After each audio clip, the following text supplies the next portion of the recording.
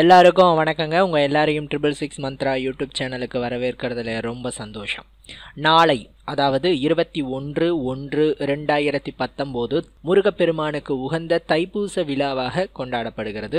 முருகப்பெருமானை வழிபடக்கூடிய முக்கிய தினங்களில் தைப்பூச விழாவிற்கு பார்த்தீங்கன்னா முக்கிய பங்கு உண்டு. இந்த தைப்பூசமானது தை மாதம் பூச நட்சத்திரம் பௌர்ணமி திதியில் இந்த பூசமானது முருக பக்தர்களால் கொண்டாடப்படுது.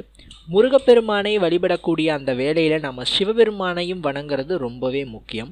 தேவர்களினுடைய குருவாகிய பிரகஸ்பதியின் நட்சத்திரம் பூசம் அப்படிங்கிறதுனால தைப்பூச தினத்தன்று குரு வழிபாடு அப்படிங்கிறது உங்களுக்கு இரட்டிப்பு பலனை கொடுக்கும். அறுபடை வீடுகளில் ஒன்றான பழனிமலையில் தைப்பூச விழா 10 நாட்கள் விமர்சையாக கொண்டாடப்படும். இதில் 7வது நாளில் பார்த்தீங்கன்னா தேரோட்டம் நடைபெறும். இந்த நாளில் முருகன் வள்ளி தெய்வானையோட திருமண கோலத்தில் ரத வீதியில் பவனி வருவார். அதே மாதிரி 10வது நாள் தெற்போற்சவம் நடைபெறும். பக்தர்களும் முருகப்பெருமானுக்கு விரதம் இருந்து நேர்த்தி கடனாக காவடி எடுத்து வருவாங்க.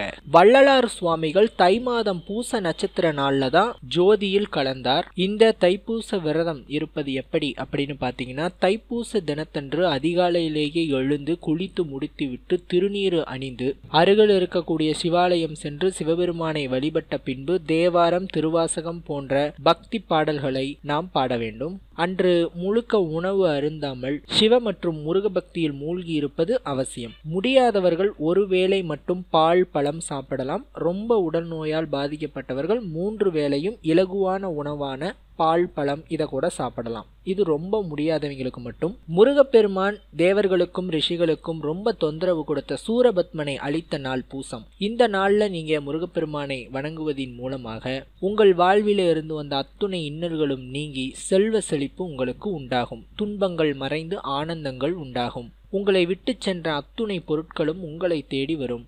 எந்நாளும் இளமையுடனும் நோயில்லாமல் வாழவும் உங்கள் குழந்தைகளுக்கு கல்வி அறிவு கிடைக்கவும் தைப்பூச வழிபாடு ரொம்ப முக்கியமானது. இந்த நாளன்று முக்கியமான செயல்களை நீங்கள் தொடங்கினால் அந்த காரியம் தடை இல்லாமல் வெற்றியடையும். நீங்களும் இந்த தைப்பூச விரத வழிபாட்டை மேற்கொண்டு முருகப்பெருமானின் அருளை பெறுமாறு கேட்டுக்கொள்கிறேன். நன்றி, வணக்கம்.